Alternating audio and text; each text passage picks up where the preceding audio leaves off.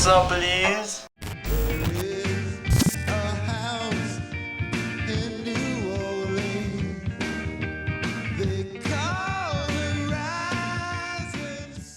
Good evening. Welcome to another episode of Video No. I'm Steve.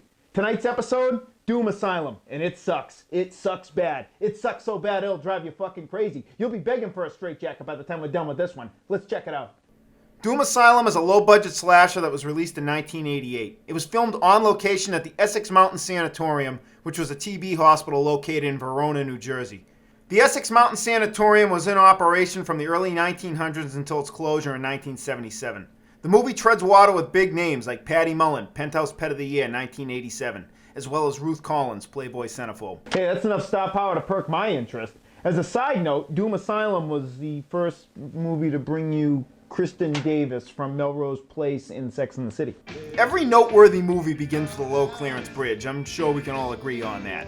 Lawyer Mitch Hansen and his girlfriend Judy just won a big case in court and plan to use the money to move to Florida and send Judy's daughter that they hate to boarding school.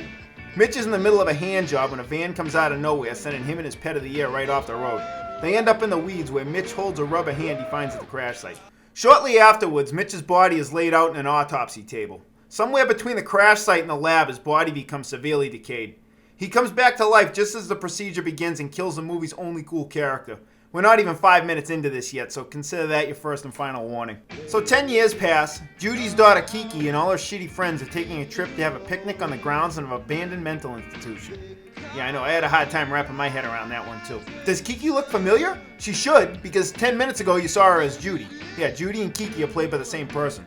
They come rolling up to the facility in an old Mustang. Must be cool people, right? All cool people drive Mustangs. Well, I guess there's always an exception to the rule. You can say that about these cheese dicks too, because they all suck.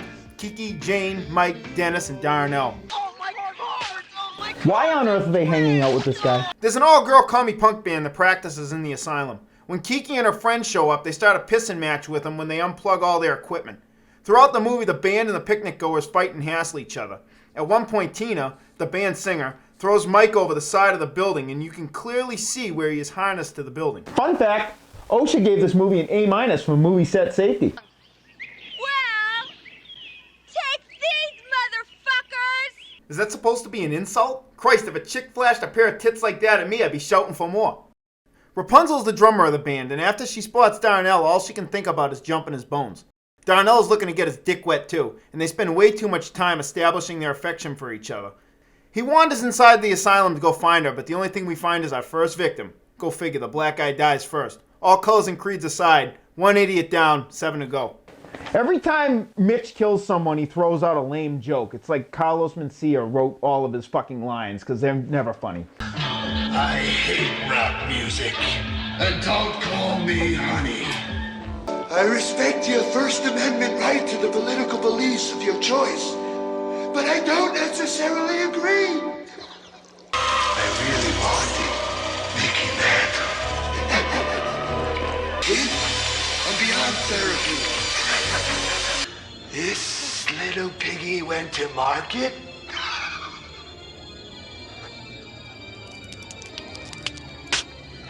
This specimen here is our next victim. By far the worst character. Godiva is the band's hardline communist keyboard player. The kind of person that never shuts the fuck up about politics, constantly shoveling their opinion down your throat. Thankfully, Mitch kills her off pretty quick, but she gets in one more stupid comment just before she dies. I'm a Republican! I voted for Reagan! No!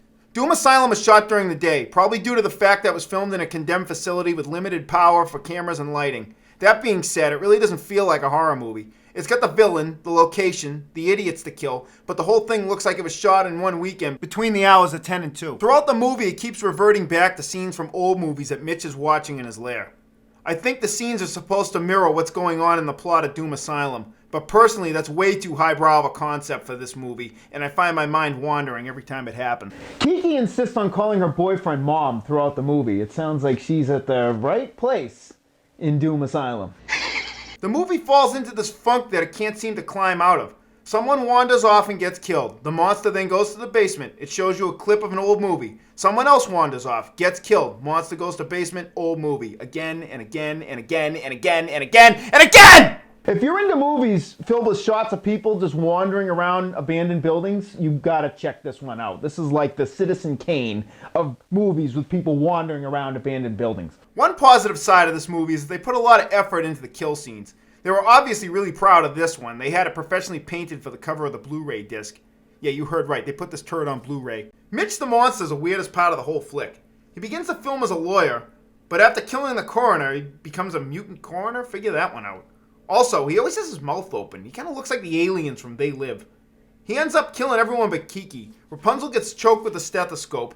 Dennis gets killed with a masonry bit. Mitch cuts off Michael's toes with a sheet metal cutter, which apparently kills him. And Tina gets turned into a cube after going through a commercial dishwasher. I know, I thought that was kind of weird too. Kiki escapes the asylum with Mitch in pursuit, who has her mistaken for her mother. While he's distracted by old newspaper clippings in the ground, she stabs him in the face and kills him. Thank merciful Christ it's over. How am I going to rate this movie? I guess I'll give it 2 Penthouse Pets of the Year. Or 1 Penthouse Pet of the Year playing 2 characters. Because the plot's bogus, it's shot during the day, there's a lot of walking around, but the murder scenes are pretty sweet. And none of the characters are likable, so you're just waiting for them to die. That's it for Doom Asylum. It's all over. Tune in next week for this one.